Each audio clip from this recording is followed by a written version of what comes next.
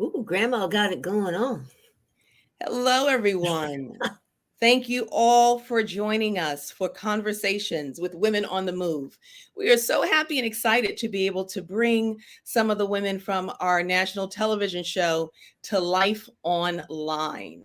And to kick this all off, we have Miss Margaret Avery. Thank you so Oh. much for joining us live. Oh, thank you for inviting me. This is new for me. I've never done this before. This, Facebook on live, yeah. this is your very first time? I'm pretty sure. I mean, Oh, if wonderful. if I've done it before, I didn't know it. And I mean, like I said before, how do you do this? You send a link just like I guess Zoom, huh? Yeah, But I'm glad. I'm glad. It's you learn something every day. absolutely. You're being stretched. We're stretching you a little bit. You sure are.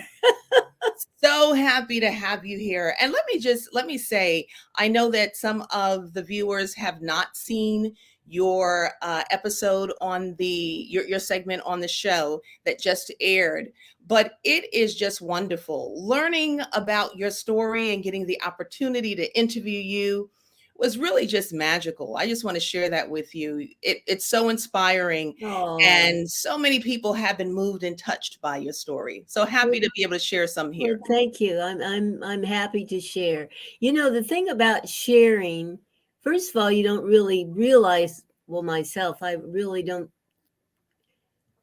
um what I'm trying to say is you don't realize how much you have to give to people until you start talking about it, and it's almost like a cathartic thing that happens. You feel good when you know that people appreciate your experience and that they are actually learning and identifying with your experience. And that's why this streaming and other medias are so important, that we can stay in communication with one another and we all know and discover that we're not that much different. It's, Absolutely. Yeah. There's so much more that we have in common than not. And I think that it is always important, but it is especially important during this time as we have been estranged from each other. And so being able to connect with people and hear people's story, to know that, you are not the only one, I think is so vital, particularly in this moment in time. And you have so many stories that you shared of mm, inspiration. And I want to share a few of those here as well so that we can inspire someone who may not be feeling as if they're in the best place right now. okay. Yeah, I believe that life is lived in seasons. And some of those seasons are great high seasons, and some of them are not so great. But we have to be able to hold on during the ones that aren't so great until we get into one that is great again. Amen. Absolutely. So, one of the stories that you shared that I thought was just so wonderful was around your time after The Color Purple. So, as Um, many of the viewers already, they recognize you from the probably, I'm sure, the best known role that you have had in your acting career, and that is Miss Shug Avery from The Color yeah. Purple. As And go ahead. Why don't you Uh, share a little bit as about? a matter of fact, people don't know my first name. They just call me Shug. Yes. Um, my last name and the character name are the same, Avery. So Yes. a lot of times people will say, well, gee, wasn't that something that Alice Walker named her character after you? And I said, no, dear. It just happened that my name was Margaret Avery and the character was Shug Avery. Yeah. Divine ordering. Divine ordering. Right. Yeah. Share a little bit about how that role became yours.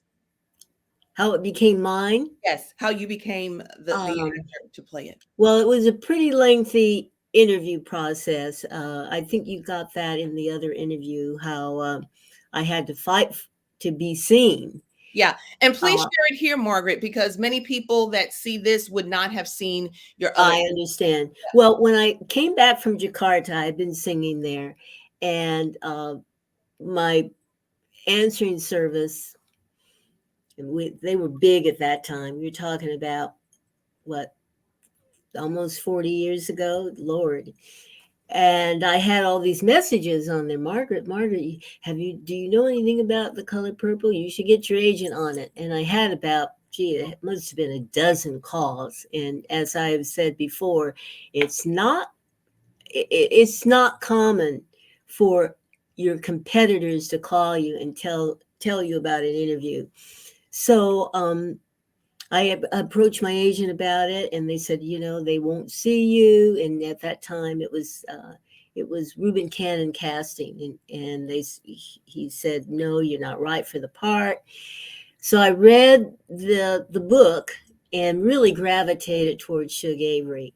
I wanted it, and I just Reuben Cannon had cast me in many other television shows, the episodic TV shows that young people don't even remember anymore. But I told him, I said, I wrote this little note and said, Reuben, if you don't see me, I'm going to sit on your doorstep. I know where you live, and I'm not going to leave until you allow me to interview for that. And so he responded right away, and he helped me. He said, when I read, he said, I know you're not right for the part, but, and he said that because uh, Quincy Jones, being the producer, wanted a singer actor. And so he says, but I believe that your work is really worthy of seeing. And I must have interviewed, I probably several times. But this is the important thing I want people to know. Once I got cast, now I had the role. We hadn't started shooting. I'm now preparing.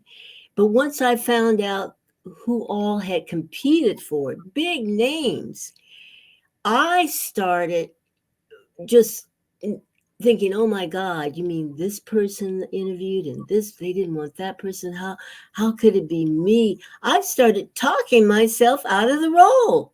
Yeah.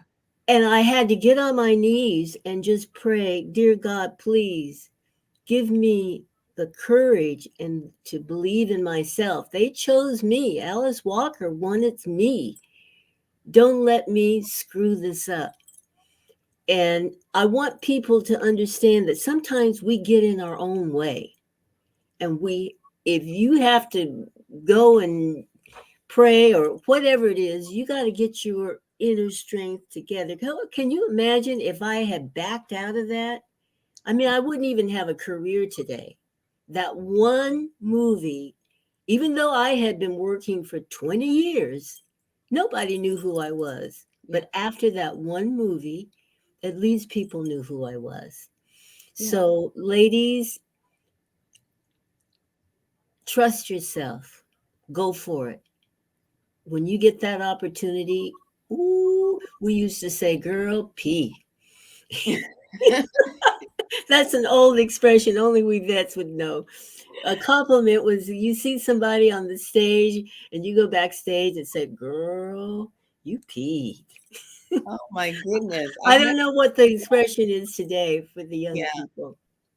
Well, I think what's so wonderful about that is, we all, whether you're in Hollywood or, in the middle of Chicago living your life, we all know what it is to start to have the self doubts. In yoga, I'm a yogi. We call it the chattering monkeys that sit on your shoulder, Mhm. negative talk in your ear. Mm. And so it's important that wherever it shows up in our lives, we take control back Mhm. Mhm. through our own mindfulness, and whether we need to start speaking things or start listening to things or start praying or meditating, we have to do whatever is necessary to keep ourselves on our divine path. And I thank you for sharing that because it happens to everyone. And you know what? You said something.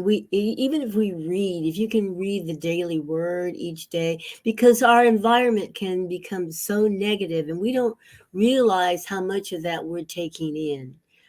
Um, and to be rejuvenated each day is so important because we've got our bodies, it's the physical part, but it's also the spiritual and the mental part. And that will control the mental, and the spiritual is going to control so much of how we think. And I know that when I'm meditating on a daily basis, and I'm into transcendental meditation. They taught us back in the 70s. It was a big fad at that time. But I noticed that I'm calmer and I'm not as reactive. People, the road rage, I don't have to get involved with that.